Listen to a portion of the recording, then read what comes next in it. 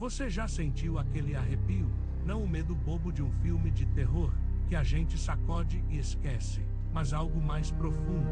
Uma sensação de que o mundo, esse que a gente conhece e que chamamos de realidade, é só uma casca.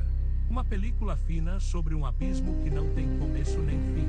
E lá, nesse abismo que não entendemos, tem coisas antigas, coisas que não têm nome, nem forma, nem propósito, além de simplesmente existir. E se um dia você espiar, mesmo que por um segundo, o que tem do outro lado dessa casca, bem, talvez você nunca mais volte a ser o mesmo, nunca mais veja o mundo do mesmo jeito. Foi assim que começou para Arthur. Ele não era de buscar mistérios, de se aventurar no desconhecido. Era um arquivista, um homem de papéis, de datas, de certezas catalogadas. Sua vida era uma pilha organizada de fatos e lógica. Mas a vida tem seus jeitos tortos de nos empurrar para o insondável. Para Arthur, foi uma herança. Uma casa antiga, isolada, nas encostas da Serra do Véu. O nome já dizia muito. Véu, como se escondesse algo, como se cobrisse uma verdade incômoda. O lugar era um vilarejo quase fantasma. Um punhado de casas envelhecidas pelo tempo, algumas poucas almas com olhos cansados que pareciam ter esquecido de ir embora. O silêncio era tão denso que parecia esmagar o som. Ninguém queria comprar a casa do seu tio-avô, um sujeito excêntrico que sumiu sem deixar rastro anos atrás, e Arthur, sem muita opção e com a obrigação de organizar a papelada da herança, resolveu ir ele mesmo. A casa era uma caixa de memórias roupadas. Desde o momento em que a porta rangente se abriu, um cheiro inconfundível invadiu suas narinas. Madeira velha, poeira de décadas e um ranço metálico estranho, quase úmido, que ele não conseguia identificar. Era um odor que grudava na pele, que impregnava a roupa, que parecia se aninhar nos cantos mais profundos da garganta. Janelas embaçadas, cortinas pesadas de veludo desbotado, que bloqueavam a pouca luz, transformando o interior em um labirinto de sombras dançantes. Nos primeiros dias, Arthur tentou manter sua rotina de ordem. Limpou, organizou, tentou fazer listas. Encontrou cartas antigas, amareladas, escritas em caligrafias que pareciam se contorcer nas páginas. Fotos desbotadas de pessoas com olhares estranhamente vazios, quase inumanos. Ele se sentia observado, não por alguém, não por um par de olhos invisíveis, mas pela própria casa. Uma presença silenciosa, ancestral, que pesava no ar, nas paredes, nos assoalhos que gemiam sob seus pés. Cada estalo, cada murmúrio do vento lá fora, parecia uma respiração daquele lugar. Certa noite, enquanto vasculhava o escritório empoeirado, procurando por documentos fiscais ou qualquer coisa que explicasse o desaparecimento do tio-avô, algo chamou sua atenção. Uma estante de livros, diferente das outras, mais alta, mais larga, incrivelmente pesada, como se estivesse fixada no chão. Ele tentou movê-la para limpar atrás, e foi ali, na parede que ela cobria, que seus dedos roçaram uma fresta quase imperceptível. Uma linha fina na alvenaria, mal camuflada pela pintura antiga. Curiosidade, sempre ela. Com um esforço imenso, forçando os músculos até a dor, ele conseguiu empurrar a estante, revelando uma passagem estreita.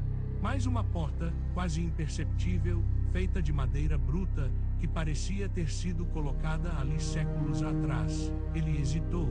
O que estaria por trás? Uma adega? Um porão? O cheiro que vinha de lá, porém, não era de vinho ou terra. Era de terra úmida, sim, mas misturado com algo mais. Algo doce e putrefato, como flores mortas há séculos, ou carne em decomposição coberta por incenso. A lanterna do celular tremia nas suas mãos. A luz cortou a escuridão densa da passagem, revelando um túnel curto, claustrofóbico, que levava a um cômodo pequeno, de teto baixo, no coração da casa. Ali dentro não havia móveis comuns. Uma mesa de madeira tosca, coberta por pergaminhos amarelados e livros encadernados em um couro escuro, tão liso e estranho que parecia pele.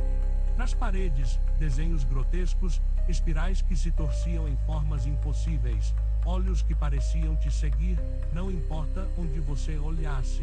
E o cheiro. Agora era mais forte, quase embriagador, sufocante.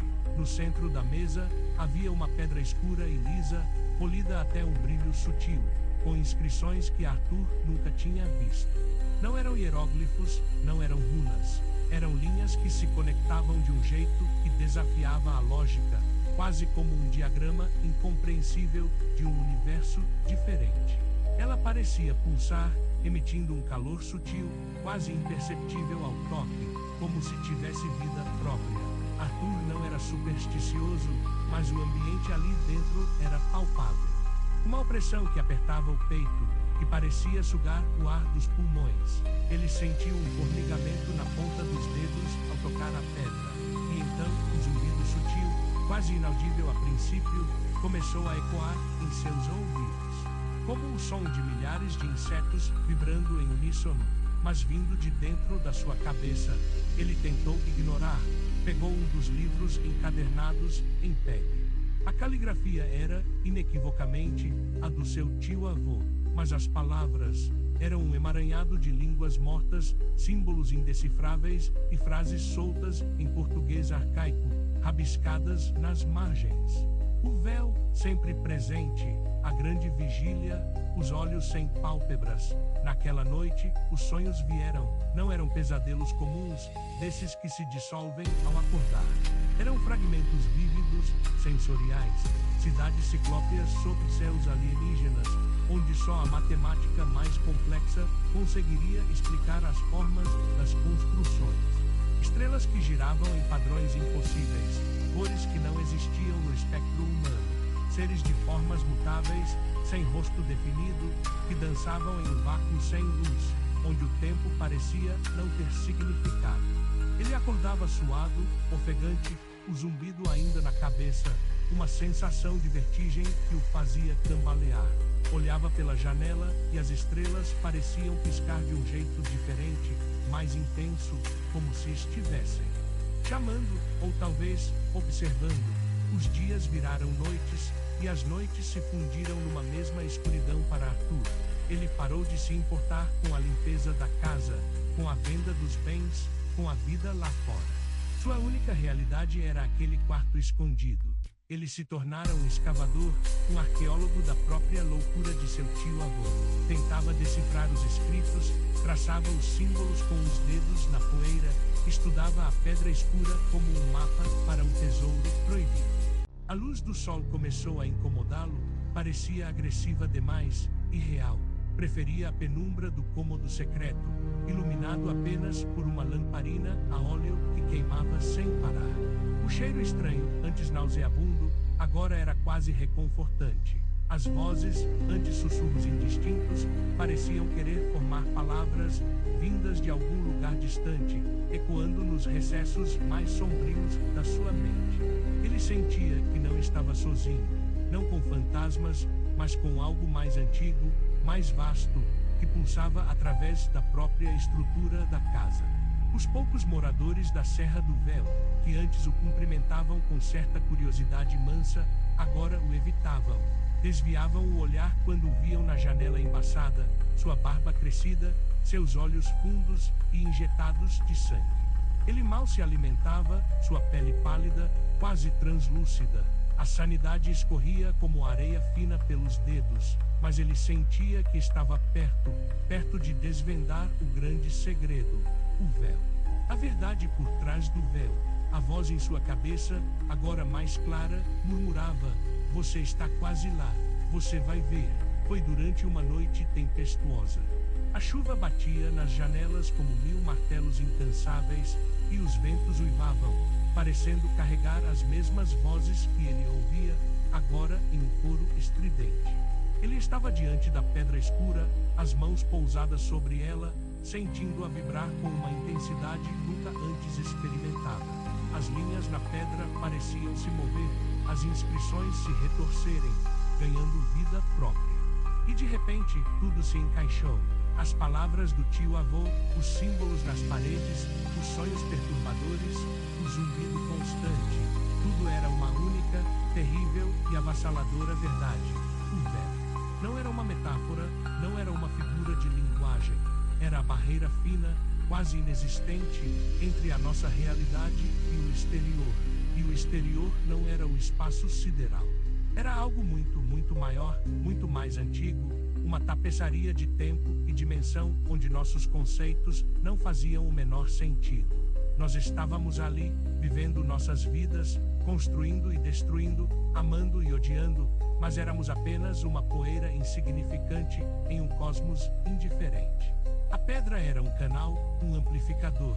Ela mostrava não um Deus, não um demônio, não uma criatura disforme, mas a indiferença brutal do que. Seres que existiam antes do tempo, antes mesmo da luz, que não tinham forma, nem nome, que apenas são.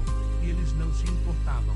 Não se importavam com a nossa existência, com as nossas dores, com os nossos deuses, com as nossas guerras. Éramos menos que formigas para eles. Éramos invisíveis. Arthur não viu monstros. Ele viu a vastidão. Ele sentiu o vazio abissal. Ele compreendeu que o que ele chamava de realidade era apenas um fragmento, uma ilusão cuidadosamente tecida para que mentes limitadas, como a nossa, pudessem funcionar sem se estilhaçar. Ele viu a Terra girar, um pálido ponto azul em um balé cósmico sem sentido, sob olhos que nunca piscam, que nunca veem nada, porque não há nada a ser visto além do que já é e sempre foi. O zumbido em sua cabeça se tornou um coro de milhões de vozes, todas falando ao mesmo tempo, mas sem palavras, apenas um eco da verdade crua, a verdade do insignificante. Seu corpo tremeu, não de medo, mas de uma compreensão avassaladora que rasgava sua alma. Ele era pequeno, nós éramos pequenos, nosso universo pequeno, e o que estava lá fora não tinha tamanho. Não tinha começo, não tinha fim. Ele sentiu como se sua mente se esticasse, se fragmentasse, tentando abarcar o que não podia ser abrangido, o que não podia ser compreendido por um ser mortal. Seus olhos se arregalaram, fixos na pedra, que agora parecia brilhar com uma luz interna, fria e antiga, como uma estrela moribunda. Ele viu as estrelas em pleno dia, através das paredes, através do próprio tempo. Viu-se um ponto minúsculo, perdido em um redemoinho de existência sem propósito, sem sentido. E a compreensão foi mais dolorosa que qualquer agonia física. Quando a tempestade passou, o silêncio da casa era ainda mais pesado, mais denso. As vozes cessaram, o zumbido diminuiu até ser apenas um sussurro distante. Mas a mente de Arthur não era mais a mesma. Ele não chorava, não gritava, não se desesperava. Ele apenas estava. Seus olhos, antes cheios de uma curiosidade acadêmica, agora carregavam o peso de todo o cosmos, de toda a indiferença que o havia engolido.